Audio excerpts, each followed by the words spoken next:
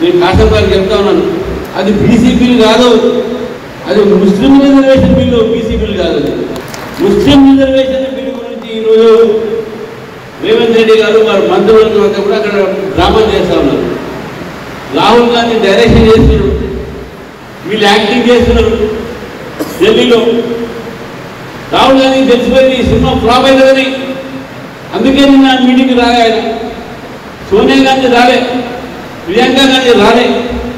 మరి పైగా మన ముఖ్యమంత్రి గారు అంటారు రాహుల్ గాంధీ నెక్స్ట్ ప్రధానమంత్రి అయితే ఈ మేము రిజర్వేషన్ తీసుకోదాం అంటే అప్పటి వరకు మనం ఆగాలి రిజర్వేషన్ కోసం.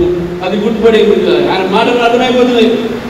రాహుల్ గాంధీ మన ప్రధానమంత్రి అయ్యేది లేదు, ఈ బీసీ రిజర్వేషన్ కాంగ్రెస్ పార్టీ అమలు పరిచేదే లేదు అని స్పష్టంగా వాళ్ళు చెప్పారు. మీ రాహుల్ గాంధీకి అంత చిత్తశుద్ధి ఉంది బీసీల మీద, మీకు అంత చిత్తశుద్ధి ఉందంటే రేపు యూపీఏ ఆ ఇండియా అనేది ఎదురగానే మీరు అధికారంలో వస్తే రాహుల్ గాంధీ గారు ప్రైమ్ మినిస్టర్ మీ యొక్క బీసీని ప్రైమ్ మినిస్టర్ చేసిన చెప్పండి దమ్ముండే చెప్పలేరు. కానీ భారతీయ జనతా పార్టీ ఈరోజు బీసీని ప్రధానమంత్రి చేసిన విషయాన్ని ఈ యొక్క కాంగ్రెస్ మర్చిపోవద్దు.